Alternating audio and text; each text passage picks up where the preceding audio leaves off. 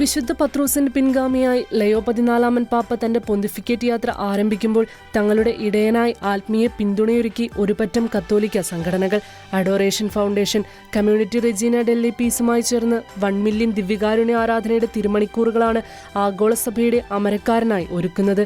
ഇതിനായി ഒരു ആഗോള ക്യാമ്പയിനാണ് ആരംഭിച്ചിരിക്കുന്നത്. സ്റ്റാർസ് ഓഫ് പീസ് ഓർഗനൈസേഷൻ വെബ്സൈറ്റിലൂടെ വിശ്വാസികൾക്ക് പരിശുദ്ധ പിതാവിനായി ദിവ്യകാരുണ്യ ആരാധനയുടെ തിരുമണിക്കൂറുകൾ സമർപ്പിച്ച് പ്രാർത്ഥിക്കാം എന്നതാണ് ഈ ക്യാമ്പയിൻ. ഓഗസ്റ്റ് 15 പരിശുദ്ധമ്മയുടെ സ്വർഗാരോപണ തിരുനാൾ ദിനത്തിനുള്ളിൽ ഇത്തരത്തിലുള്ള 1 മില്യൺ ദിവ്യകാരുണ്യ തിരുമണിക്കൂറുകൾ പരിശുദ്ധ പിതാവിന് സ്നേഹത്തിന്റെയും ആത്മീയ ഐക്യദാർഢ്യത്തിന്റെയും സമ്മാനമായി സമർപ്പിക്കുക എന്നതാണ് ലക്ഷ്യം. ദിവ്യകാരുണ്യ ആരാധനയിലൂടെ സമാധാനവും അനുരഞ്ജനവും വളർത്തിയെടുക്കുന്നതിൽ ശ്രദ്ധ കേന്ദ്രീകരിച്ചിരിക്കുന്ന സംഘടനയാണ് അഡോറേഷൻ ഫൗണ്ടേഷനും കമ്മ്യൂണിറ്റി റെജീന ഡെല്ലി പീസും. ഈ സംഘടനകളുടെ ദൗത്യത്തിന്റെ കേന്ദ്രബിന്ദു 12 ലോകസമാധാന പ്രാർത്ഥനാ കേന്ദ്രങ്ങൾ സ്ഥാപിക്കുക എന്നതാണ്. കൂടാതെ ഈ കേന്ദ്രങ്ങളിൽ ആഴ്ചയിൽ 7 ദിവസവും 24 മണിക്കൂറും സജീവമായ ദിവ്യകാരുണ്യ ആരാധന ഒരുക്കുക കൂടിയാണ്.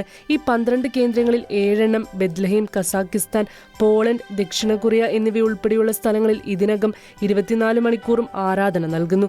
ഫിലിപ്പീൻസിലെ ഡാഗുപാനിൽ 8ാമത്തേത് നിലവിൽ നിർമ്മാണത്തിലാണ്. 9ാമത്തേത് കൻസാസിലെ ബെലോയിറ്റിലും ആസൂത്രണം ചെയ്തിട്ടുണ്ട്. നിത്യ ആരാധന ദിവ്യകാരുണ്യത്തിൽ ക്രിസ്തുവിന്റെ യഥാർത്ഥ സാന്നിധ്യത്തിലുള്ള വിശ്വാസത്തിൽ വേരൂന്നിയതാണ്. 13ാം നൂറ്റാണ്ടിൽ ഫ്രാൻസിലെ അവിഗണിൽ ആൽബിജൻസിയത്തിനെതിരായ വിജയത്തിൽ കൃതജ്ഞതയർപ്പിച്ച് തിരുവോസ്തിയുടെ പരസ്യ ആരാധനയിൽ നിന്നുമാണ് ദിവ്യകാരുണ്യ ആരാധനയുടെ ഉത്ഭവം. 2000 പരിശുദ്ധ ജോൺ പോൾ 2 മാർപ്പാപ്പ നടത്തിയ ഒരു പ്രസംഗത്തിൽ ദിവ്യകാരുണ്യ ആരാധനയുടെ പ്രാധാന്യത്തെ ഉയർത്തിക്കാട്ടിയിരുന്നു.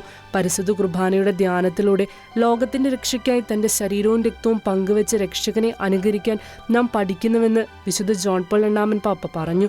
ദിവ്യകാരുണ്യ ആരാധനയുടെ 1 മില്യൺ തിരുമണിക്കൂറുകൾ വിശ്വാസികളെ ദൈവത്തിലേക്ക് നടക്കാനും പരസ്പരം സ്നേഹിക്കാനും ഒരു ജനമാകാനും സഹോദരീ സഹോദരന്മാരാകാനും ഉദ്ബോധിപ്പിക്കുന്ന 267ാം ഇടയന് സമ്മാനിക്കാൻ ഏറ്റവും അനുയോജ്യമായ സമ്മാനമാണ്. ഇന്റർനാഷണൽ ഡെസ്ക്, ഷിക്കേന ന്യൂസ്.